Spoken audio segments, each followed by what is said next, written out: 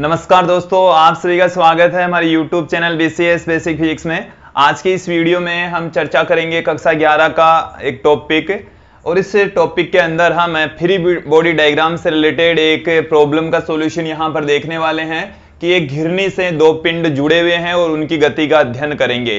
एक पिंड है वो नीचे की ओर लटका हुआ होगा, जबकि दूसरा पिंड एक क्षैतिज समतल सतह के ऊपर जो कि घर्षणहीन है उसके ऊपर रखा हुआ है, तो उनकी गति का अध्ययन करेंगे। अर्थात यहाँ पर हम डोरी में उत्पन्न तनाव, साथ में हम दोनों पिंडों का जो एक्सेलरेशन है वो यहाँ पर देखने वाले हैं। दोस्तों यहाँ पर ध्यान देंगे दोस्तों, जो व्यवस्था है वो किस प्रकार की है, पहले व्यवस्था को हम समझ लेते हैं। ये हमारे पास में घिरनी है। ये जो घिरनी है वो एक दृढ़ आधार से, जैसे कोई टेबल है उससे जुड़ी हुई है, इस तरीके से ये जुड़ी हुई है। ये हमारे पास में घिरनी, और ये किसी टेबल के एक कोने पर लगी हुई है इस तरीके से।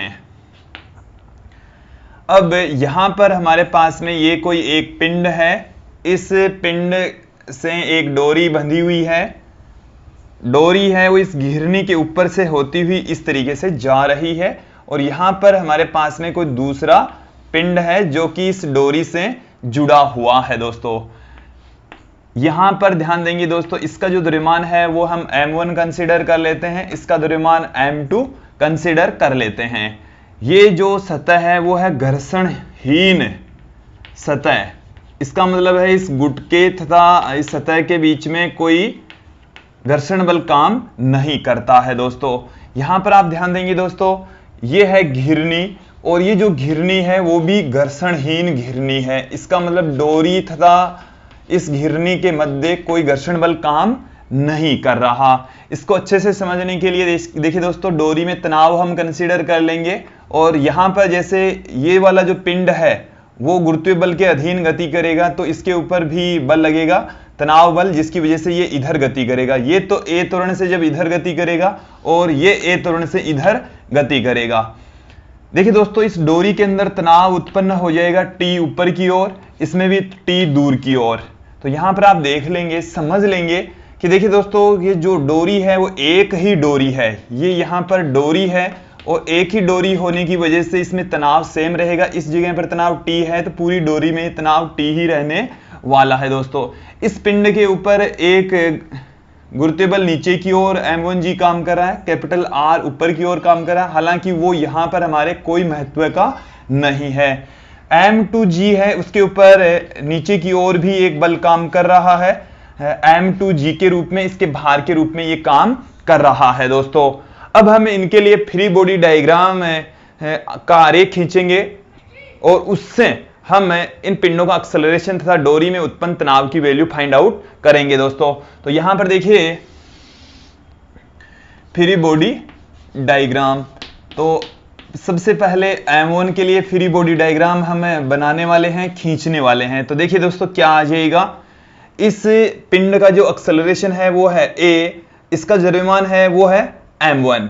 ये एक घर्षणहीन सतह के ऊपर रखा हुआ है, एक टेबल पर इस तरीके से रखा हुआ मान सकते हैं। तो इसका जो टोटल जो बल है वो तो है m1a, और इसके ऊपर अन्य ये m1a, इस दिशा के अंदर लगने वाला बल है m1a, और वो जो बल है वो इस डोरी में उत्पन्न तनाव के इक्वल ही है। इसको हमने दे दिया समीकरण 1। दोस्तों हालांकि इसके ऊपर प्रतिक्रिया बल ऊपर की ओर, m1g नीचे की ओर, वो दोनों एक दूसरे को कैंसिल आउट कर देते हैं। यहां पर उनका कोई औचित्य नहीं है दिखाने का, हमने यहां पर दिखाया भी नहीं है, वैसे दिखाएं तो दिखा भी सकते हैं।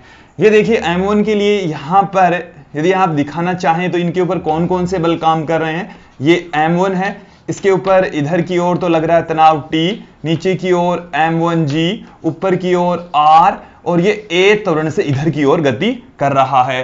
तो ये जो m1a है वो तो T तनाव के बराबर आ गया, R है वो m1g के बराबर आ जाएगा। चलो मैं लिख देता हूं, R किसके बराबर है, m1g के, हालांकि इसका यहां पर कोई महत्व नहीं है। दोस्तों अब हम m2 के लिए फ्री बॉडी डायग्राम यहां पर निर्मित कर रहे हैं। m2 के लिए फ्री बॉडी डायग्राम क्या आ जाएगा, देखिए ये जो m2 पिंड है, m2 जो पिंड है उसके ऊपर दो बल काम कर रहे हैं, एक तो m1g और दूसरा वाला है तनाव T। और तत्पश्चात इन दोनों बलों के परिणामी बल की वजह से ए त्वरण से पिंड नीचे की ओर गति कर रहा है। इसके लिए जो समीकरण आएगी, टोटल जो बल लग रहा है वो तो है m2a, जो कि देखो ज्यादा वाला बल यहां पर m1g है, उसमें से हम t घटा देंगे क्योंकि ये जो पिंड है वो a एक्सेलरेशन से नीचे की ओर गति कर रहा है दोस्तों।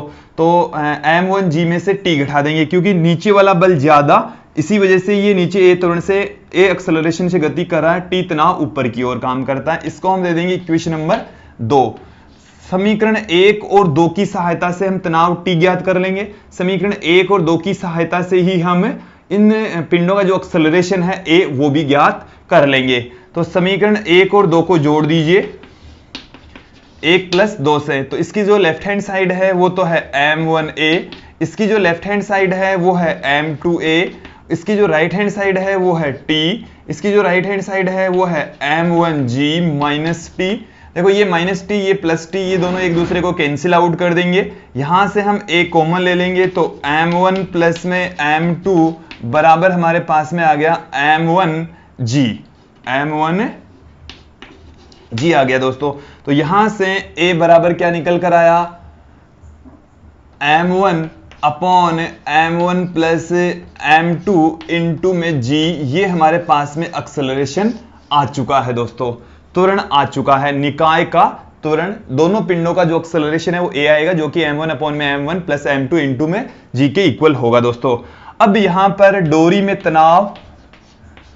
में तनाव यदि आपको ज्ञात करना है तो इन दोनों ही समीकरणों की सहायता से, ये तनाव बराबर होता है m1a, तो समीकरण 1 की हम सहायता लेंगे। समीकरण 1 से हम क्या पुट कर सकते हैं दोस्तों, देखिए तनाव T बराबर होता है m1a, a की वैल्यू हमने निकाल ली, a की वैल्यू यहां से हमने फाइंड आउट कर ली है दोस्तों। तो हमारे पास में क्या आ जाएगा, एक बार दोस्तों यहां पर हमने त्रुटि कर दी है, इस त्रुटि का सुधार करते हैं। यहां पर इस पिंड के लिए जो इक्वेशन हमने लिखी है कि टोटल जो बल लग रहा है m2a, और ये वाला जो बल है वो यहां पर हमने गलत दिखाया, ये m2g नीचे लग रहा है, ये m2g नीचे लग रहा है, तो यहां पर भी ये m2g ही आएगा, तो m2a - m2g - t आ जाएगा। अब इन दोनों को जोड़ेंगे, तो यहां पर m2 आएगा, यहां पर भी m2 आएगा, और तत्पश्चात यहां पर m2 आएगा दोस्तों। तो अब हमने त्रुटि सुधार कर ली है, a की वैल्यू m2 अपॉन में m1 प्लस m2 इंटू में g के इक्वल आएगी। अब यहां से यदि तनाव देखें तो m1 a के बराबर, m1a a की वैल्यू ऊपर छपी हुई है, तो m1 m2 upon m1 plus m2 into में g, ये हमारे पास में डोरी में उत्पन्न तनाव का सूत्र आ गया है। ये जो पिंडों का निकाय है उसके लिए एक्सेलरेशन का फॉर्मूला आ गया है दोस्तों। ऐसी व्यवस्था पर डिपेंड न्यूमेरिकल क्वेश्चंस भी हमारे को पूछे जा सकते हैं। यदि आपको इस तरीके से पूछा जाए कि इन पिंडों का जो द्रव्यमान है वो हमारे को दे दिया जाए, और फिर उन द्रव्यमानों की सहायता से हमारे को एक्सेलरेशन और तनाव यदि पूछा जाए तो कैसे ज्ञात करेंगे, एक छोटा सा जो न्यूमेरिकल क्वेश्चन है वो मैं आपके सामने रखता हूं दोस्तों। कैसे कि यदि आपको ये बता दें कि एक जो पिंड है उसका द्रव्यमान है 4 किलोग्राम, दूसरे पिंड का जो द्रव्यमान है वो है 6 किलोग्राम, एक पिंड का 4 किलोग्राम, दूसरे पिंड का द्रव्यमान है 6 किलोग्राम। तत्पश्चात जो निकाय है उसका एक्सेलरेशन क्या होगा, निकाय का एक्सेलरेशन यदि आपको पूछ लें, एक बार मेरी बातों को ध्यानपूर्वक सुन लीजिए, क्वेश्चन को मैं एक बार फिर से रिपीट करता हूं। दो जो द्रव्यमान है उनमें से एक जो द्रव्यमान है उसकी वैल्यू हमारे को दे रखी है 4 किलोग्राम, दूसरे पिंड की जो द्रव्यमान की वैल्यू है वो 6 किलोग्राम यदि हमारे को दे दें तो हमारे पास में क्या आएगा, m1 बराबर आपको दे दिया जाए 4 किलोग्राम और m2 बराबर हमारे को दे दिया जाए 6 किलोग्राम। तो m1 बराबर हमारे को दे रखा है 4 kg, m2 बराबर हमारे को दे दिया जाए 6 किलोग्राम। व्यवस्था ऐसी ही होनी चाहिए, और ऐसी व्यवस्था के लिए जो एक्सेलरेशन है दोस्तों क्या आ जाएगा, ध्यान देंगे यहां से कणों का या पिंडों का त्वरण का जो फॉर्मूला है वो हमारे पास में है a बराबर m2 अपॉन में m1 प्लस में m2 इंटू में g। तो यहां से जो a है m2 की जो वैल्यू है वो 6, 4 प्लस 6 इंटू में 9.8, यहां से हमारे पास में क्या आ गया 6 गुणा में 9.8 बट्टे में 10, इसको इससे मल्टीप्लाई कर लेंगे, क्या आ जाएगा दोस्तों 8 को 6 से गुणा करेंगे 48, 9 को 54 और 48 58, एक संख्या पहले पॉइंट लगा देंगे और 10 का यदि भाग लगाएंगे तो 5.88 मीटर पर सेकंड स्क्वायर इसका आंसर आ जाएगा। फिर हम बात करेंगे डोरी में उत्पन्न तनाव की। तनाव का भी हमारे को फॉर्मूला दे रखा है, T बराबर m1 m2 अपॉन में m1 प्लस m2 इंटू में g।